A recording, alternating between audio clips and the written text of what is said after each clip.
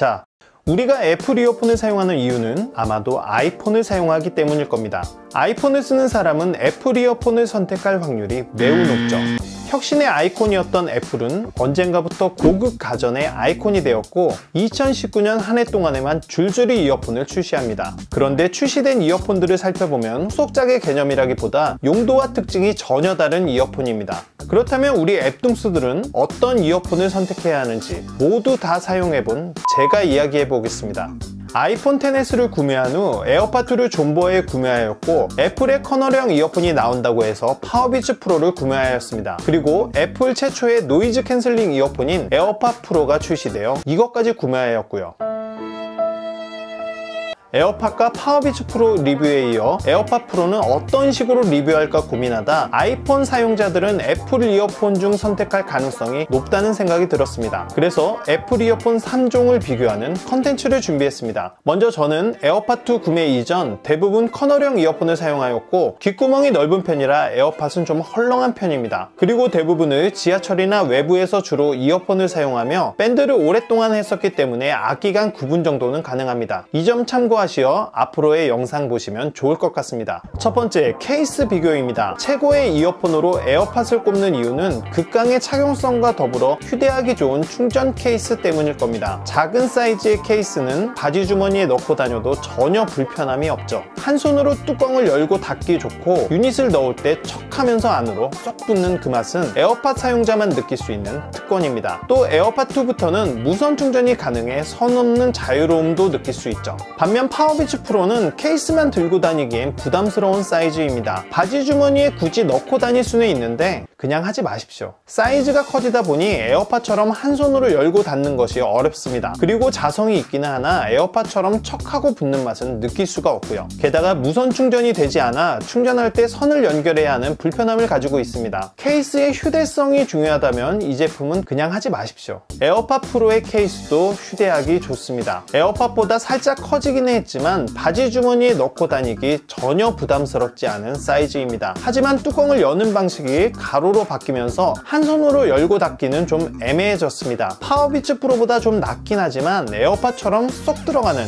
유니크함까진 느낄 수 없고요. 그래도 무선 충전이 지원되어 선 없는 충전이 가능합니다. 케이스에 대한 총평은 휴대성이 중요하다면 파워비츠 프로는 거르는 게 답입니다. 두 번째, 착용성과 안정성입니다. 에어팟이 블루투스 이어폰의 왕자 자리를 차지할 수 있었던 것은 바로 착용성 때문입니다. 착용감이 거의 없다시피 한 에어팟은 종일 끼고 있어도 전혀 불편함이 없습니다. 그리고 귀에 거는 형태가 조금 불안해 보이지만 실제로 사용해보면 잘 빠지지 않는 것도 큰 장점입니다. 일반인에게는요. 하지만 저처럼 귓구멍이 큰 사람들에게는 에어팟이 헐거워 빠질까 불안함을 주고 실제로 보통 사람들보다는 잘 빠집니다. 바로 그때 파워비츠 프로가 등장합니다. 운동용 이어폰이라는 컨셉으로 안정적 착용감을 위해 이어 후크까지 달고 나옵니다. 파워비츠 프로는 착용해보면 절대 빠질 일은 없겠다는 생각이 듭니다. 하지만 착용감은 분명 호불호가 갈릴 겁니다. 세미 오픈형이라지만 귀 속으로 이어팁이 완전히 들어가는 형태이기 때문에 저처럼 커널형에 완전 익숙한 사람이 아니라면 귀에 이물감을 느낄 겁니다. 이것은 좋다 나쁘다의 문제라기보다 나에게 맞냐 안 맞냐의 문제입니다. 에어팟 프로도 귀 속으로 들어가는 커널형 이어폰입니다. 하지만 제가 자신있게 말씀드릴 수 있는 것은 제가 지금까지 써본 커널형 이어폰 중에 이 정도로 착용감이 좋은 이어폰은 없었습니다. 처음 착용했을 때 커널형을 싫어하시는 분들도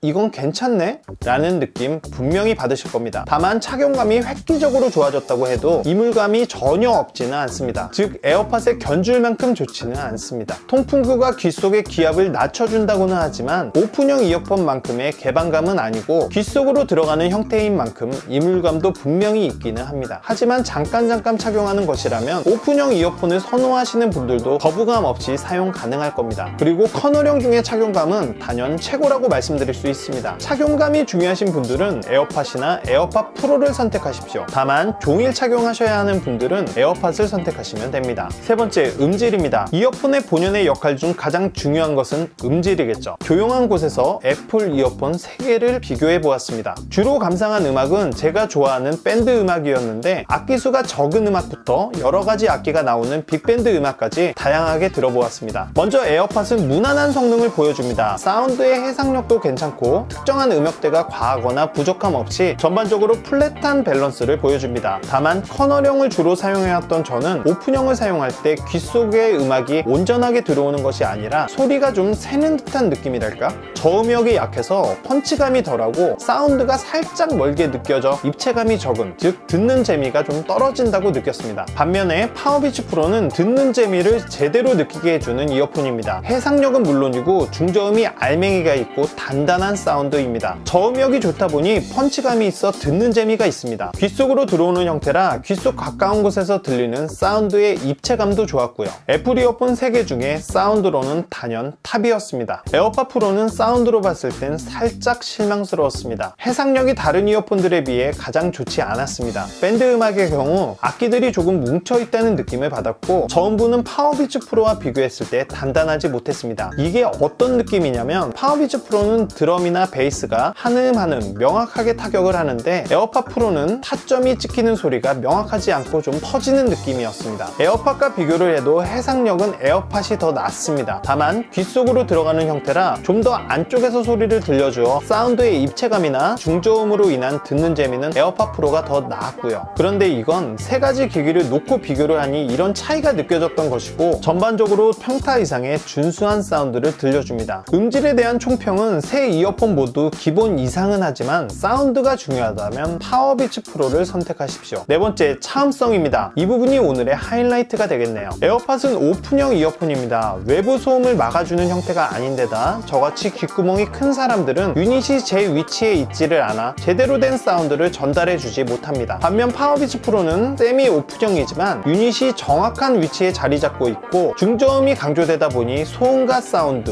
모두 다 잘 들립니다. 비록 소음이 많은 곳에서는 조용한 곳에서만큼 압도적인 사운드가 아닐지라도 어느 정도 수준 이상의 준수한 사운드를 들을 수 있습니다. 에어팟 프로는 노이즈 캔슬링 이어폰입니다. 소음이 많은 곳에서 노이즈 감쇄를 실행하면 마치 조용한 곳에서 나 혼자 남겨진 것 같은 진짜 압도적인 느낌을 받습니다. 물론 노이즈 감쇄 모드를 실행한다고 아무 소리도 안 들리는 것은 아닙니다. 지하철에서 방송 안내하는 소리나 일부 소음은 작게 들리기도 합니다. 하지만 실행시켰을 때 소음이 확 줄어드는 것은 물속에 갑자기 들어간 듯한 느낌을 줍니다. 사실 제가 커널형 이어폰을 사용하게 된 것은 지하철에서 이어폰을 가장 오랜 시간 사용하는데 외부 소음 없이 온전한 사운드를 듣고 싶어서였습니다. 차음성 때문에 커널형 이어폰을 써왔는데 이제서야 원하는 수준의 사운드를 들을 수 있게 되었습니다. 에어팟 프로의 노이즈 수용 모드도 매우 만족스러웠습니다. 커널형 이어폰을 끼고 다니다 보면 주변 소리에 완전히 차단되어 위험에 노출되기 일쑤였는데 이질감이 덜한 주변 소리를 들려주는 이 모드는 이 이어폰을 사랑할 수밖에 없도록 만들어줍니다. 물론 단점이 없는 것은 아닙니다. 착용감이 아무리 좋다지만 이물감이 아예 없지는 않습니다. 특히 노이즈 캔슬링 실행 시 고요해지면서 마치 엘리베이터를 탄 것처럼 침 삼키고 싶은 기분이 듭니다. 이 부분을 좀 거북하게 생각하실 분들도 분명 있을 것 같습니다. 하지만 노이즈 캔슬링 성능 자체가 상당히 만족스러웠습니다. 정확한 표현은 모든 소음을 다 없애주는 것이 아니라 주변 소음을 확 줄여준다는 표현이 맞을 것 같고요. 이 정도면 시끄러운 곳에서도 원하는 소리를 듣는데 충분했습니다. 아까 조용한 곳에서의 사운드 비교 때 약간 아쉬운 사운드라고 말씀드렸는데 소음이 많은 곳에서 본연의 사운드를 들려주는 것은 에어팟 프로밖에 없었습니다. 그리고 꼭 음악 감상이 아니더라도 단지 켜놓은 것만으로 소음에서 벗어난 고요함을 느낄 수 있을 겁니다. 차음성에 대한 총평은 차음성을 생각하신다면 무조건 에어팟 프로가 답입니다. 다섯 번째, 통합 품질입니다.